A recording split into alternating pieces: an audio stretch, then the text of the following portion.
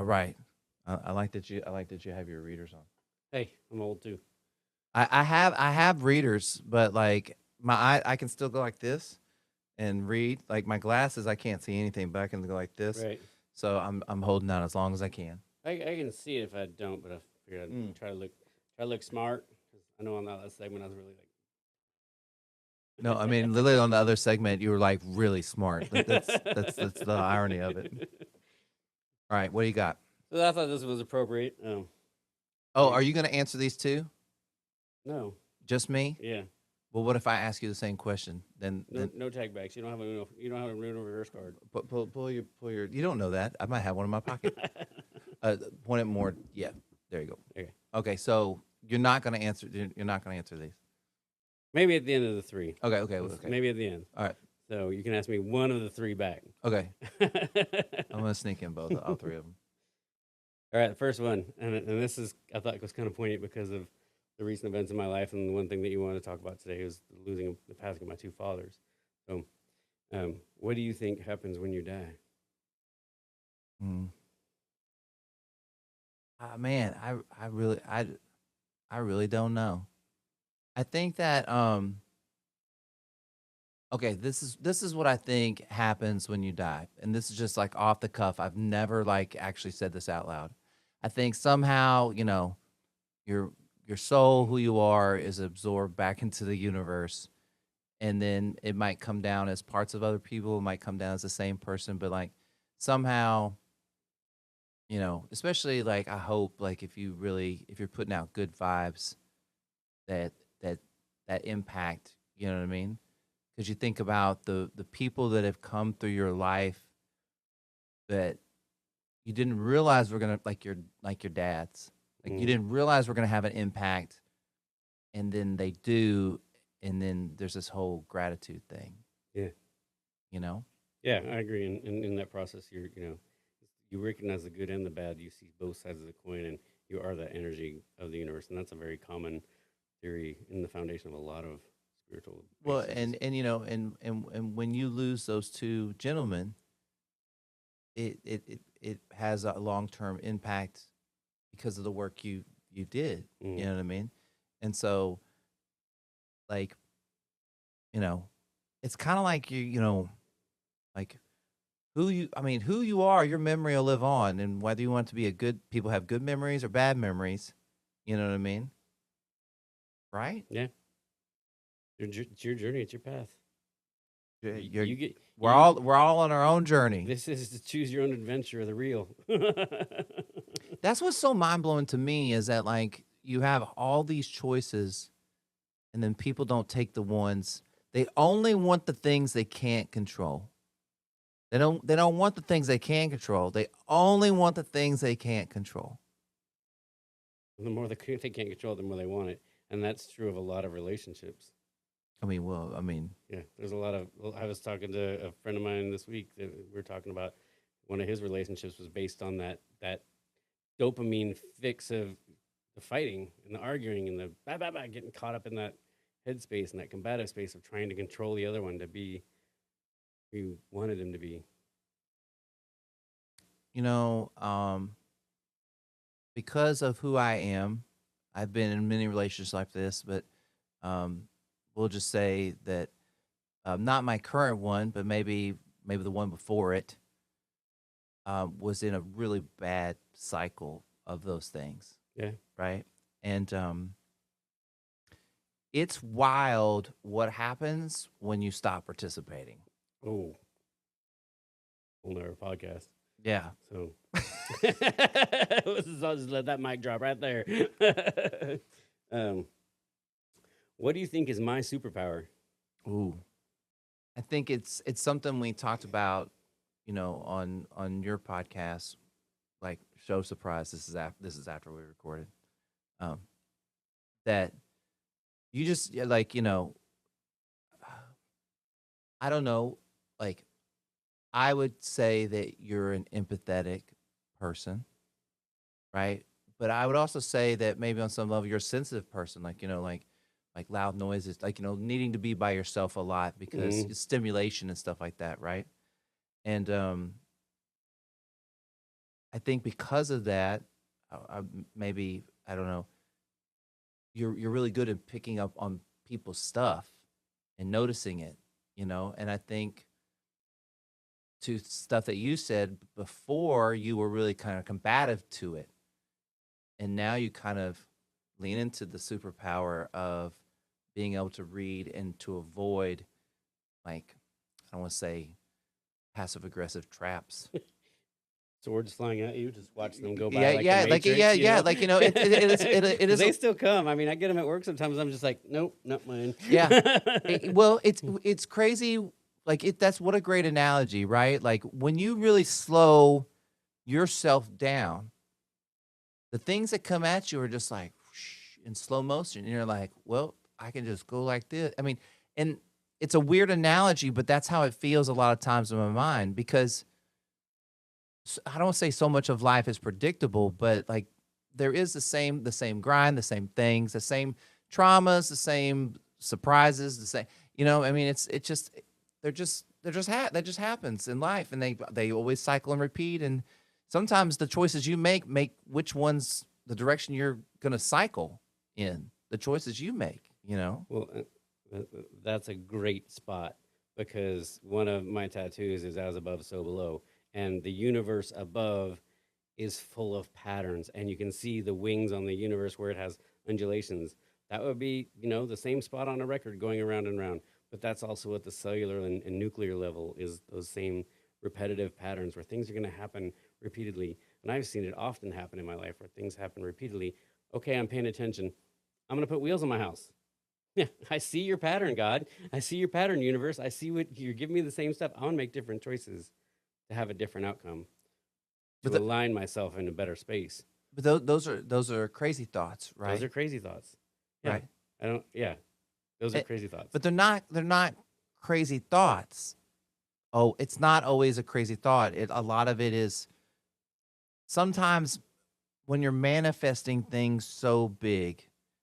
It sounds so hippity dippity, but like for real, like when you're dreaming so big that the thoughts feel crazy. But I'm sure every person that's accomplished really big goals probably in the beginning was like, it would be nuts if I could like make cars that like ran on electricity, right? Or like Yeah. that would be nuts. Yeah. And then someone does it. You know what I mean? Or like I guess who invented the telephone? Who invented electricity? Benjamin Franklin? Or what? I don't know. Where's it? Tesla? I don't know. But you know what I'm saying? Like, Yeah. when stuff happens like that, and so, yeah, like you should dream big. I mean, you shouldn't. You saw my first tattoo, and the first one I have is it's based off the proverb of shoot for the moon. Even if you miss, you wind up among the stars. Like you may not hit exactly where you intended, but if you keep aiming for the moon, you're gonna wind up out there in some brilliant space, creating an amazing light. Wasn't that the slogan for Star Search too? I'm just kidding. I'm just joking. Probably. No, I'm Damn joking. it! Now I gotta get that tattoo removed. No, hey, you want to hear a tattoo removal story? No. Oh yeah, no. Yes, a story. Yes. Yes. Okay. Not our place to go to. No. You're like, I'm gonna keep it.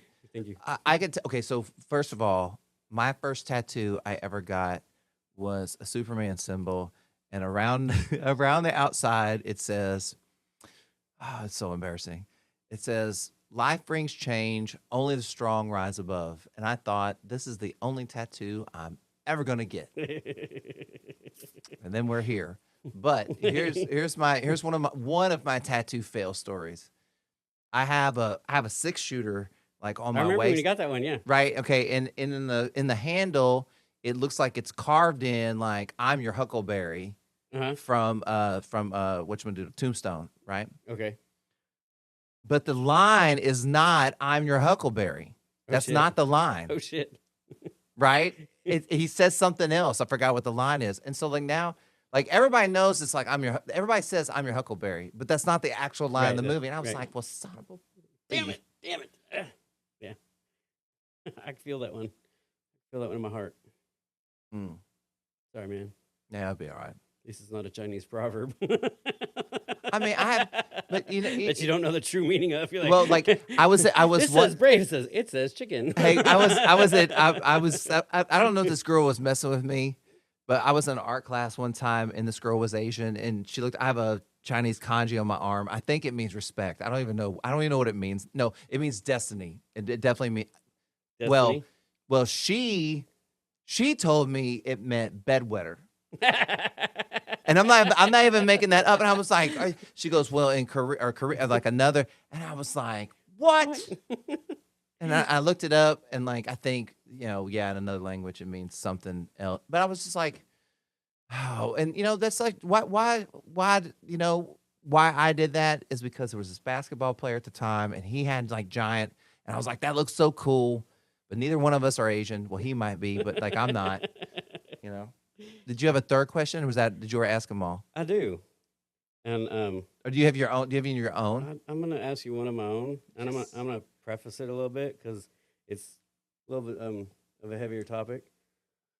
But I think it's important to have these discussions as men, Yeah. especially today.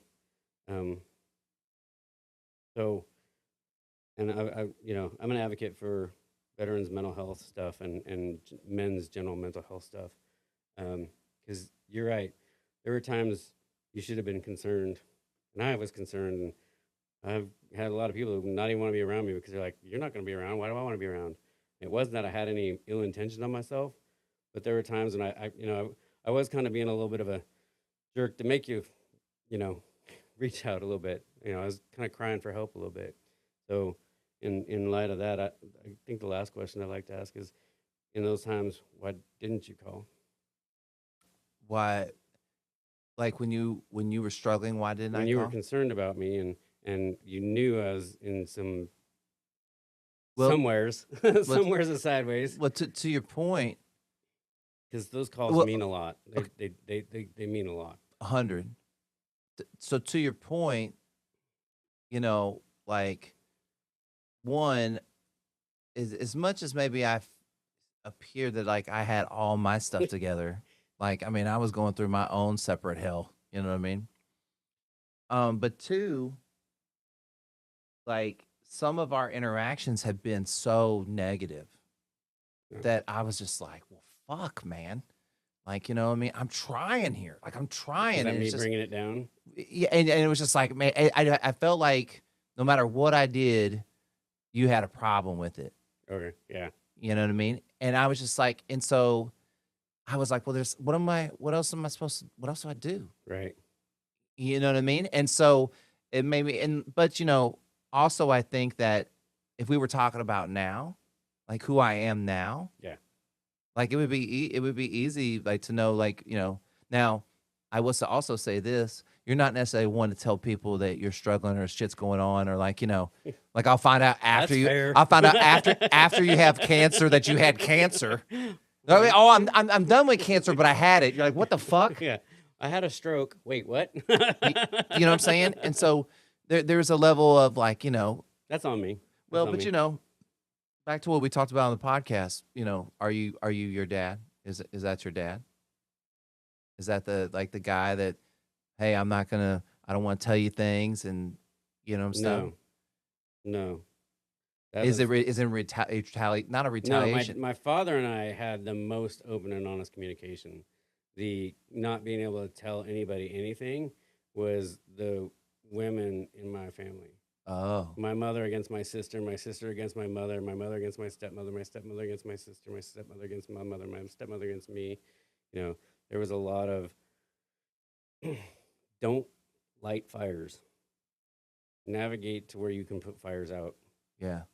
And by not having any problems of my own that I shared with anybody, I didn't get their emotional dump. Because that type of behavior that I was exhibiting to you, you're paying a little bit of attention to me, so blah, more. I need more. I need to fix it more. Fix it more. It was the first time I'd had any interaction where somebody looked in and reached in and asked a little bit, and so I was like kind of clinging for a little bit. And I see that now. I see it completely now. But I But I was that was wait there's if let's go into like why the universe put our paths in line, right? right. That's a That's good one. that's probably why I was there. Mhm.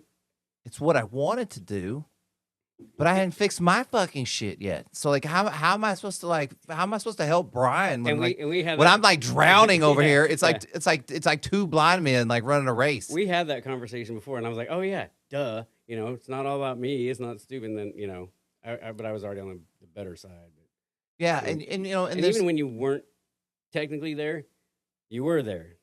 You were driving me through the gym. I still had your positive voice in my head and coaching me when I'm lifting weights and stuff.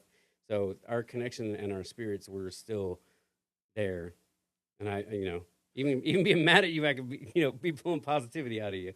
well, I had this I had a friend. He's my best friend, and we didn't talk for like we'll say like 2 years. We went through this spell where we just didn't like talk, Yeah. and it was like just dumb, like just over really dumb stuff. And there was a level like I was past it kind of quickly, but like he had to sort through some stuff, and I had to wait on him, and I wasn't very patient. Like I was like constantly bothering him, like, "Hey, I want this to be fixed." Right. You know what I mean? And like when you say, "Hey, we're all on our own, journey," like sometimes it's like, I didn't intentionally give you isolation, but maybe that's what you needed. But I didn't have the energy to deal with your stuff. And there's that's an authentic, real thing. Yeah, I mean, I and mean, and like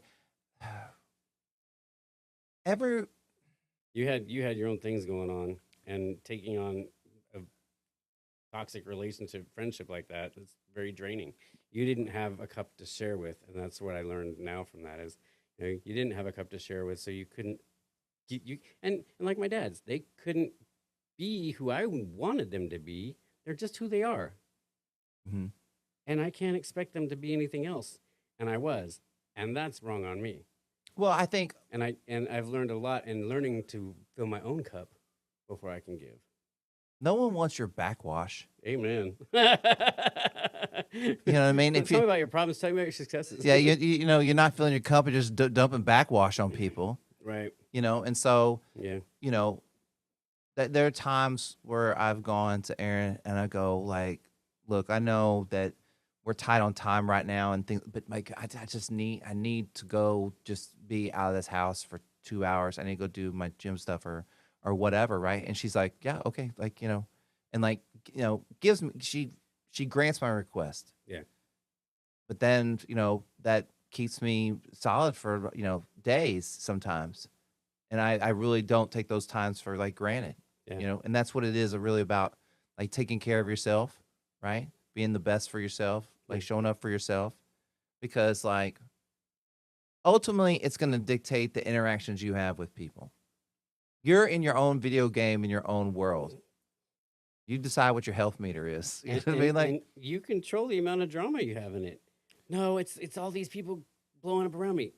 Quit hanging around those people. well, look, I played plenty of like, third person, like, games where you like run around in cities and Right, stuff. right. Like, all the trouble I got into was because of me. There wasn't just like some guy walking down the street, he just pulls a gun on me. It's because I punched him in the face and I took his car. Right, right, right. You know what I mean? So like it's like in your video game, like you're like What did you cause to create this moment that has this chaos and then that what do you you have to fall? and what then do you like I think the hardest thing is that we have such a predetermined idea of what we think is going to happen. get? And then it's like that old saying, like everybody's got a plan until you get punched in the face. Right. And then something punches you in the face, and then you don't change course. Like you don't go, okay, I gotta adapt. This is new. This is like it's like your whole thing. We're talking about the rocks. You know what I Right. mean? Each rock you jump to, reevaluate. Is the next rock that I thought was the best rock still the best rock? Right. And take that time for yourself. And that's what like when you say like, hey, I go out to the woods for a week by myself. Like that is the equivalent of checking out the next rock in Yeah. my opinion. Well, and a lot of my vagabond journey was exactly that. Was going from location to location to location to location in the RV. That was I want to go here. Okay, is this a great spot for me? I want to go. I want to go live at the beach. Yeah, everybody wants to live at the beach. First year, I lived on the beach. Well, I didn't like seeing my truck rust, so okay, gotta move inland. So I moved inland to Salem. Great, I got the beach, then I got the mountains. So I got diversity of areas I can explore where the beach cut off half of my road trips. So, every bit of that vagabond journey was, what is the best spot for me to find a place where I can anchor down and find home. And ironically enough, it was when I was living in Salem, coming up with the Crazy Thoughts journal, was when I was taking the train, working from home. I worked on the train up to Seattle, had lunch, and then took the train back home. And it passes right through Castle Rock. And that RV park is one that I lived at for 4 years, and the one where I got my stepdad to move to. And he lived in a tiny home in that RV park for 2 years. And I had my RV backed up to the rail line, so the trains went by all day, every day. You know, you can't underestimate what, I don't want to say what might inspire you, but what you might encounter when you step out into the world. Right. Does that make sense? It Like does. when you just walk out into the world, what might hit you? A thought that might hit you that, just because your environment is different. And sometimes when you're trying to make a hard decision, or if you're mad at somebody, or you just need to shift mood, just shifting the environment you're in, especially if you can go outside, especially if it's nice, can change everything. Even in a city park, they've proven with multiple studies that 15 minutes outside, it resets everything in your brain, because we have this brilliant mind that has evolved over thousands of years, and in the last 150 years we've given it so much technology, and we've insulated ourselves so well from the outside environment. Our homes are now climate controlled to the 1 degree, we never too hot, never too cold, sound insulated so we don't hear our neighbors. But our brain isn't used to that. Your brain wants to solve all these problems. So a lot of it comes, you create problems to solve problems, just so your mind can be engaged in something. And when you go out into the wilderness, even if it's a city park, even if you're talking with your friends, your brain is listening to what's rustling in the bushes. Your brain is listening to the trees wind blowing and the birds thing. You don't have to be conscious of it, but that's what the science is proving, is that that primordial brain is resting and relaxing because it's doing what it's naturally meant to do. It's like taking a deep breath in the cerebral cortex and just allowing your brain to do what it's meant to do, protect you and guide you. And I think in doing that, those walks can really let those random thoughts to help you solve complex problems come in, no matter whether they're personal, occupational, or whatever. So yeah, getting out in nature heals things and provides a channel for you to have a clear mind, to have a new attitude on anything. Yeah. You guys, do you have you have a bonus question? Do you have anything else? No, but I think the jux of that conversation, start to end, is check on one another. Yeah, I think that, again, that's why it's important to take care of yourself. 100%. You know what I mean? Like, it's so weird that it's so weird that like I have to advocate for people to take care of themselves, not just because like it's good for you. Like, that should already be something that's on your radar, that you're like, yeah, it's good for me. But I'm like, hey, it's good for everybody else too. Right. Like, how much more of a sales job do I need to do on this? Don't know. Yeah, if you can get yourself grounded and square, then you can help everybody else. Sorry. Hey, thank you, Brian. Hey, thank you, brother. Good to finally make it. Yeah. Oh, yeah. Thank you for coming all the way down here. I appreciate that. It's about damn time. Yeah. Well, you know what? It's right on time, right? We're right at the right place at the right time. Yeah, right on time. Cheers. Cheers.